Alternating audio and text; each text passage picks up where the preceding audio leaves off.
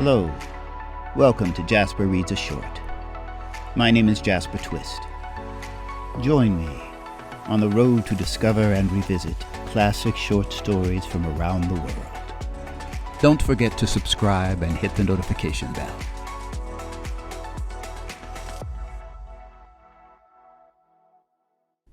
Liam O'Flaherty was an Irish novelist and short story writer, and one of the foremost socialist writers of the first part of the 20th century, writing about the common people's experience and from their perspective.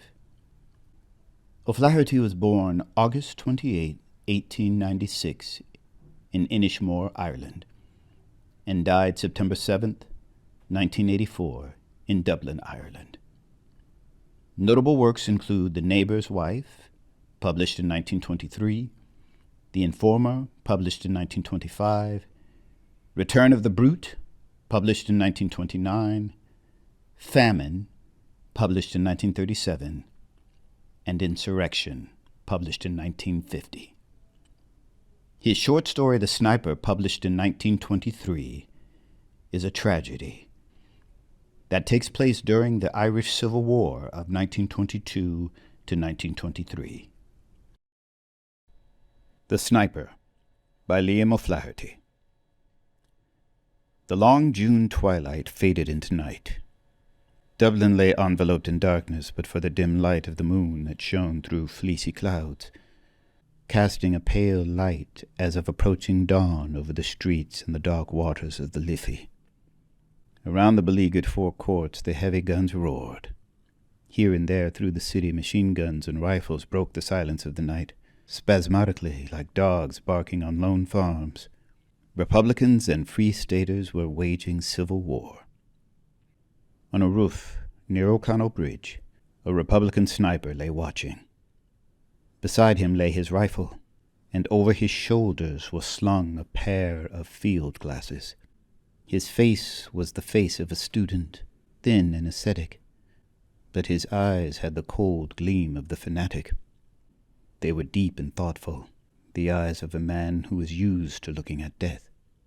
He was eating a sandwich hungrily. He had eaten nothing since morning.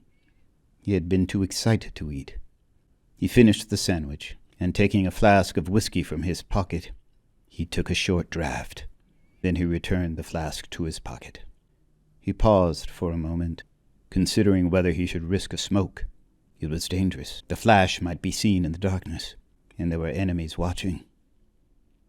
He decided to take the risk. Placing a cigarette between his lips, he struck a match, inhaled the smoke hurriedly, and put out the light. Almost immediately a bullet flattened itself against the parapet of the roof. The sniper took another whiff and put out the cigarette. Then he swore softly and crawled away to the left. Cautiously he raised himself and peered over the parapet. There was a flash, and a bullet whizzed over his head. He dropped immediately. He had seen the flash. It came from the opposite side of the street. He rolled over the roof to a chimney stack in the rear, and slowly drew himself up behind it until his eyes were level with the top of the parapet. There was nothing to be seen, just the dim outline of the opposite housetop against the blue sky. His enemy was under cover. Just then, an armored car came across the bridge and advanced slowly up the street. It stopped on the opposite side of the street, 50 yards ahead.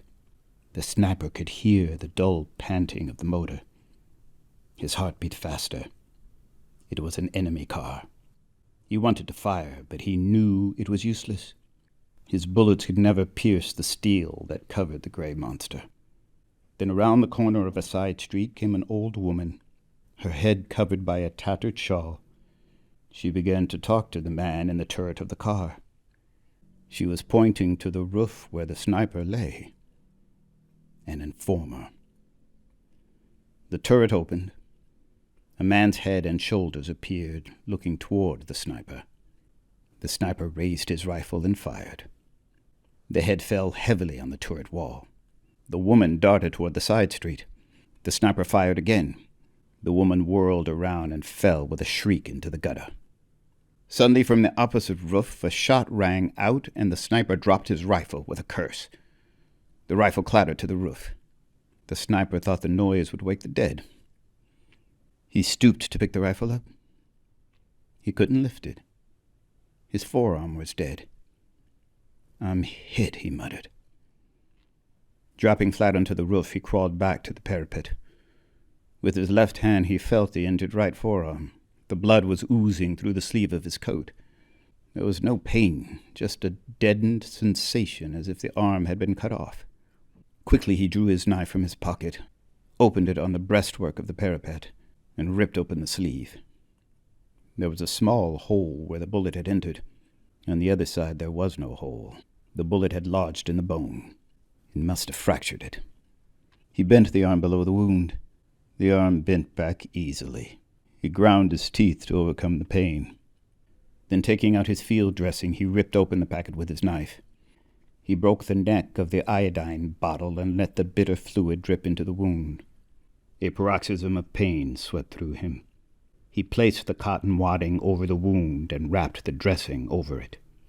He tied the ends with his teeth. Then he lay still against the parapet.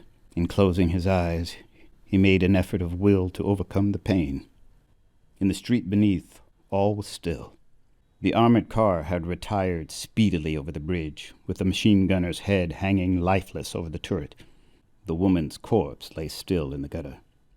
The sniper lay still for a long time, nursing his wounded arm and planning escape. Morning must not find him wounded on the roof. The enemy on the opposite roof covered his escape.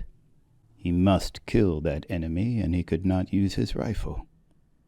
He had only a revolver to do it. Then he thought of a plan. Taking off his cap, he placed it over the muzzle of his rifle. Then he pushed the rifle slowly upward over the parapet until the cap was visible from the opposite side of the street.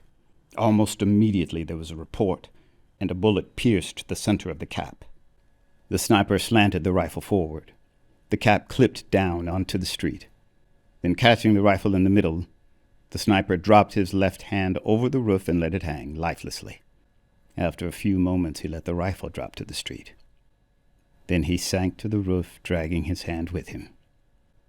Crawling quickly to his feet, he peered up at the corner of the roof. His ruse had succeeded. The other sniper, seeing the cap and rifle fall, thought he had killed his man. He was now standing before a row of chimney pots, looking across, with his head clearly silhouetted against the western sky. The Republican sniper smiled and lifted his revolver above the edge of the parapet. The distance was about 50 yards, a hard shot in the dim light, and his right arm was paining him like 1,000 devils. He took a steady aim. His hand trembled with eagerness. Pressing his lips together, he took a deep breath through his nostrils and fired. He was almost deafened with the report, and his arm shook with the recoil. Then, when the smoke cleared, he peered across and uttered a cry of joy. His enemy had been hit. He was reeling over the parapet in his death agony. He struggled to keep his feet, but he was slowly falling forward as if in a dream. The rifle fell from his grasp, hit the parapet, fell over, bounded off the pole of a barber shop beneath, and then clattered on the pavement. Then the dying man on the roof crumpled up and fell forward. The body turned over and over in space and hit the ground with a dull thud. Then it lay still. The sniper looked at the enemy falling, and he shuddered. The lust of battle died in him. He became bitten by remorse. The sweat stood out in beads on his forehead. Weakened by his wound and the long summer day of fasting and watching on the roof, he revolted from the sight of the shattered mass of his dead enemy. His teeth chattered. He began to gibber to himself, cursing the war, cursing himself, cursing everybody. He looked at the smoking revolver in his hand, and with an oath he hurled it to the roof at his feet. The revolver went off with a concussion, and the bullet whizzed past the sniper's head. He was frightened back to his senses by the shock. His nerves steadied. The cloud of fear scattered from his mind, and he laughed. Taking the whiskey flask from his pocket, he emptied it a draught. He felt reckless under the influence of the spirit. He decided to leave the roof now and look for his company commander to report. Everywhere around was quiet. There was not much danger in going through the street. He picked up his revolver and put it in his pocket.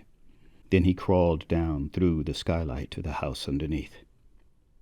When the sniper reached the laneway on the street level, he felt a sudden curiosity as to the identity of the enemy sniper whom he had killed. He decided that he was a good shot, whoever he was. He wondered, did he know him? Perhaps he had been in his own company before the split in the army. He decided to risk going over to have a look at him. He peered around the corner into O'Connell Street. In the upper part of the street there was heavy firing, but around here all was quiet. The sniper darted across the street. A machine gun tore up the ground around him with a hail of bullets, but he escaped. He threw himself face downward beside the corpse. The machine gun stopped. Then the sniper turned over the dead body and looked into his brother's face. Thank you for listening. Please subscribe and hit the notification bell.